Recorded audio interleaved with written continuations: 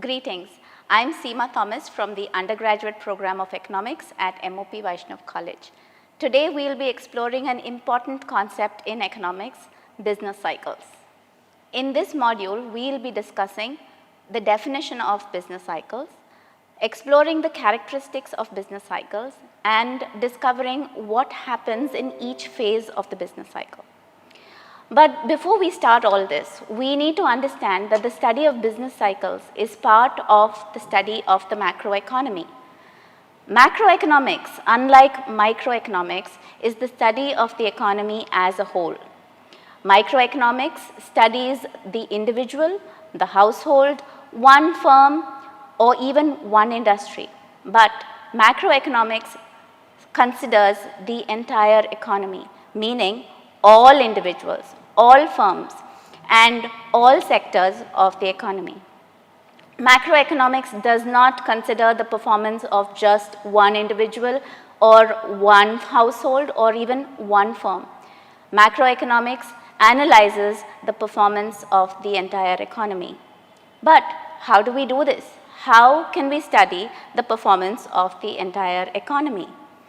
One of the tools that lets us understand the position of the economy, the standing of how the economy is progressing, is business cycles. Just as a thermometer tells you the temperature of a person, business cycles helps us understand the health of the economy. There are three variables or factors which helps us understand how the economy is or about the position of the economy. They are economic growth, unemployment, and inflation. All governments and policymakers are interested in these three variables. And business cycles sheds lights on all these three variables, and that is why it's important for us to study business cycles. So now that we have this introduction in mind, let us understand what are business cycles. Defining a business cycle is very simple. A business cycle is a trade cycle which refers to the fluctuations in economic activity occurring regularly in capitalist society. So let's unpack this definition and understand the characteristics of business cycles from this. Firstly, fluctuations. What are fluctuations? Fluctuations are changes. A business cycle tracks changes in economic activity. What changes in economic activity? A business cycle simply tracks changes in business activity. There are periods of good business where everything is going fine, and there are periods of bad business where business or trade is poor. When we plot these changes on a graph, we get a wave-like curve. Secondly, these fluctuations occur regularly or periodically, meaning it's not a one-time phenomenon. It's not a one-time event. A business cycle, like a cycle in nature, like the seasons, or the water cycle in geography, a business cycle also is continuous. It keeps on repeating. Thirdly, a business cycle is all-pervasive. What does that mean?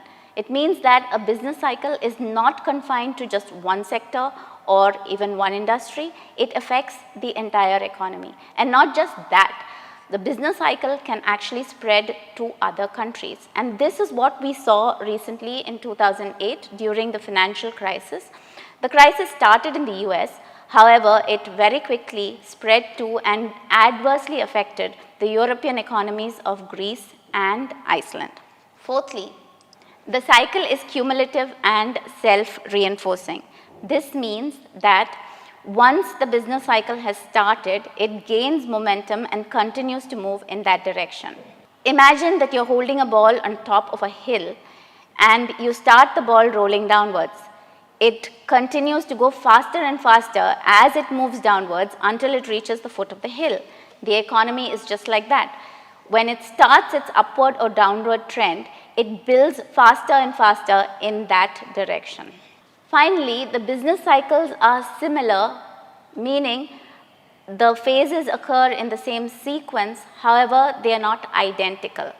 So, for instance, look at the two crises that happened, one the dot-com crash and the other financial crisis. The dot-com crash was of a shorter duration. It lasted only from 2000 to 2003, whereas the financial crisis lasted for a longer time from 2008 to around 2013. So the business cycles are similar, but they are not identical because they do differ in both duration as well as severity. Next, let's look at how a business cycle is plotted on a graph. On the horizontal axis, we have time. Now, time can be measured either in months or quarters or even years. And on the vertical or the y-axis, we have real GDP. Real GDP is the output of the economy, what goods and services are produced in the economy. This wave-like pattern just shows you how the economy is performing over time. As time passes, the output increases, it continues to build, reaches a peak and then stops. After that point, the output declines, continues to decline, and again it stops at a particular point. So this is basically the business cycle. The other important line in this diagram is the trend line. It's also known as the average growth line or the potential or full employment output line. Okay. Why is this line there? This line tells us how we would like the economy to behave. So we would like the economy to behave in a very continuously upward, smooth fashion, not in this up and down kind of fashion, right? So if you see the line, it's moving upward continuously and steadily. What does this tell us? It actually tells us the deviation of the actual output of the economy from the potential or the desired output. Okay? And these deviations are basically the phases of the business cycle. So we all know there are 4 phases to a business cycle. The first is called recession. A very severe version of recession is depression. The lowest point is called the trough. The next stage is called your expansion stage. It is also known as recovery. The highest point of this is called peak. Sometimes all of this is also known as prosperity and boom. Let's see what happens in each phase of the business cycle. So we're going to focus now on recession. The downswing of the business cycle towards the trough is called recession or contraction. The contraction or recession phase is marked by the following characteristics. 1, decreased output. As the economy contracts, business people face decreased demand, and businesses respond to this decreased demand by cutting back on their production. In other words, they produce fewer goods and services. Secondly, increased unemployment. As businesses are no longer producing as much as they were, they no longer require as many workers as earlier. Therefore, businesses respond by reducing their workforce and letting some employees go. This means the number of people unemployed in the economy increases. Thirdly, decreased wages. Since businesses are not doing as well as before, they cannot afford and they are not willing to pay workers as they were paying earlier. However, workers are willing to accept lower wages. Why is that? That's because there is unemployment in the economy and there is intense competition between workers for the few remaining jobs. Fourthly, decreased consumer spending. Since workers are getting decreased wages or are unemployed, they obviously cut back on spending. The ones who are employed are afraid that they might lose their jobs and would prefer to save rather than spend. Next, stock prices. Stock prices go down because investors have lost confidence in the economy and the company's ability to make profits.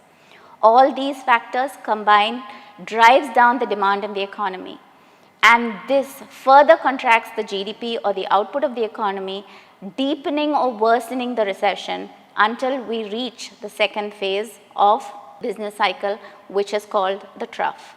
Now, the trough is the lowest point of the recession, and this is the point where business and the economy is doing very badly. After this point, the economy turns and starts to recover, leading to the next phase of the business cycle. The next phase of the business cycle is expansion or recovery. Now, this phase is marked by a few characteristics. The first one is increase in output or production. So, as demand picks up, businesses react to this increased demand by producing more. The second is an increase in employment.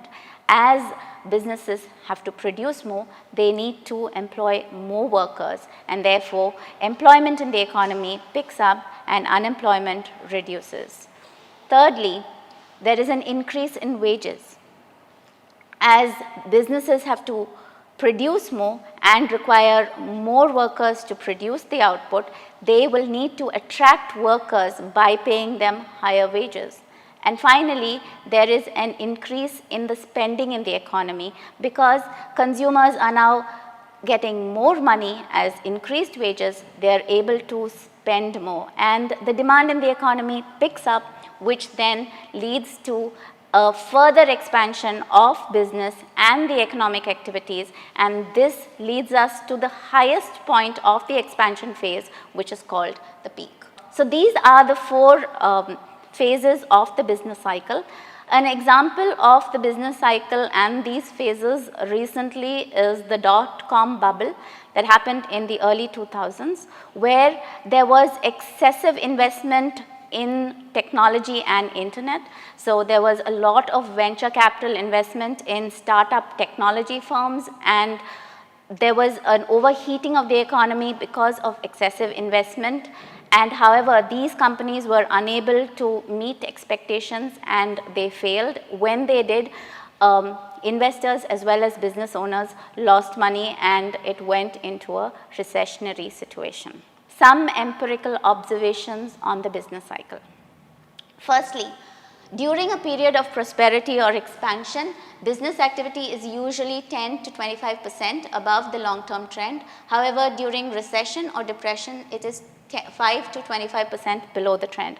So studies have shown that the boom can be 10 to 25% above the average growth line, whereas depression or recession can be 5 to 25% below the average or the potential output that the economy is aiming for.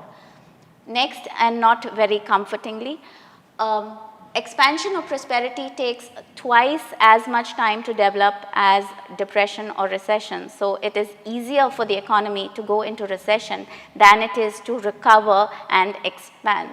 And finally, another interesting observation is that if the boom is very high, the succeeding depression is also likely to be very severe. However, again, not very comfortingly, if the depression is severe, the succeeding boom or expansion need not be very high. This slide simply sums up what happens to different economic variables during the 4 phases of the business cycle. So to sum up, in this module we've learned what are business cycles, we've discovered the characteristics of business cycles, and we have explored what happens in the phases of the business cycle. We've also understood why business cycles are important to both government and policymakers. Before we end this session, I would like you to think about something. We've been introduced to business cycles. Now, I'd like you to think about why business cycles occur. Why are there fluctuations in economic activities? What is the reason or cause for business cycles? I hope you enjoyed this session and you found it useful and helpful, and I look forward to meeting you all in the next session. Thank you.